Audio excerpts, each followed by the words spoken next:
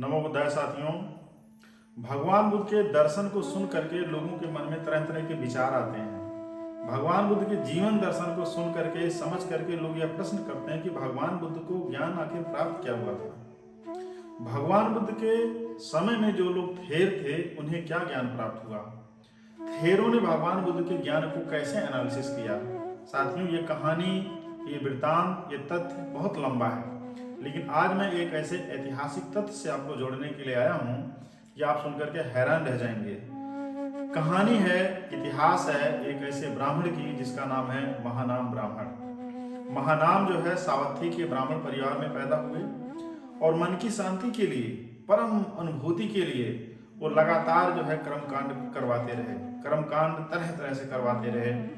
कर्मकांड प्राचीन समय में, भगवान बुद्ध के समय में जितने कर्मकांड थे, जो हठ धर्म था, जो उस समय का पशु बलि विधान था, जो उस समय का तमाम भोजन ना करना, ध्यान साधना में लिप्त रहना और तमाम तरीके के ऐसे कामों को करना जो अनसाइंटिफिक है और जो समाज के लिए पूरी तरीके से नुकसानदायक है, वो सारे कर्मकांड को जब महानाम के ब्राह्मण ने किया, सावथी के रहने वाले थे, तो उनको शांति नहीं मिली। उनके मन की बेचैनी बढ़ती चली गई कि हम करें तो क्या करें। ऐसे में जो है एक बार उनकी मुलाकात तथागत बुद्ध से हुई।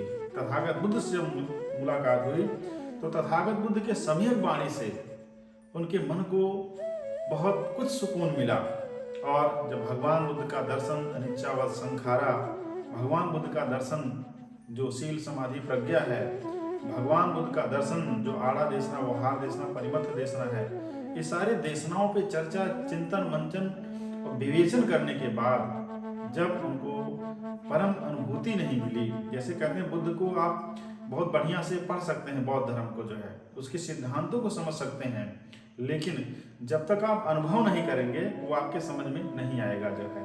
क्योंकि बौद्ध धर्म जो है महाकारुणिक धर्म है और इसको समझने के लिए उस अनुभूति में, उस इंसाइट में उतरना बहुत जरूरी है। तो जो महानाम ब्राह्मण थे उनके भी मन में ये प्रश्न आ रहा था कि मैं तो त्रिपिटक साहित्य यानी भगवान बुद्ध के दर्शन को मैं पूरी तरीके से समझता हूँ, लेकिन सुकून और शांति मुझे नहीं मिली, तो मैं ऐसे में करूँ क्या।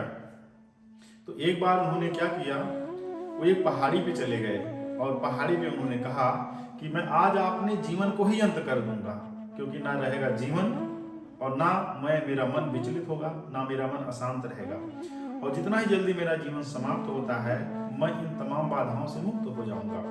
भगवान बुद्ध के दर्शन का उनके मन में ये जो गलत इंटरप्रिटेशन आ गया, उनका मन और व्याकुल करने लगा कि मृत्यु किसी चीज का हल नहीं है, भागो नहीं बदलो।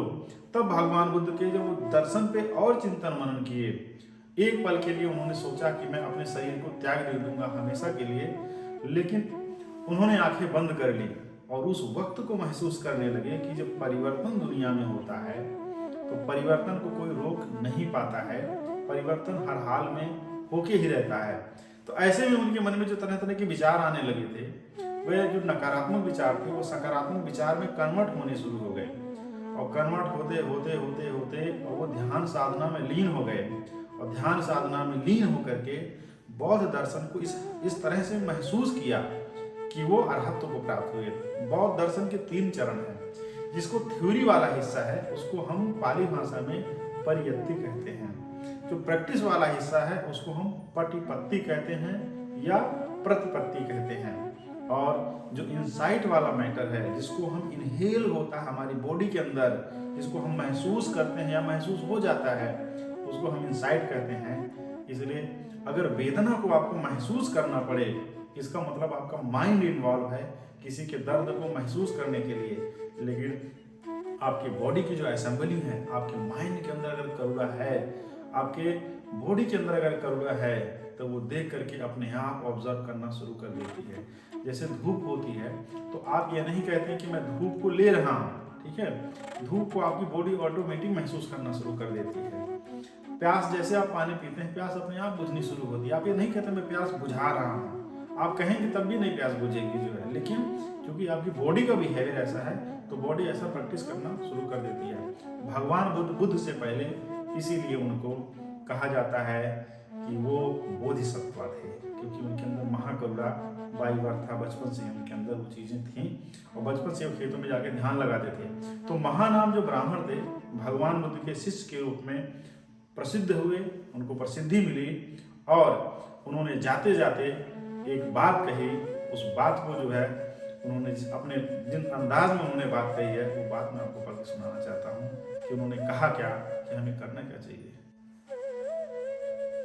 ऐसा वही ऐसे पवत्तेन बहुकुटज सरल किकेन निषाद केन गिरिना यशस्विना परिच्छदेना।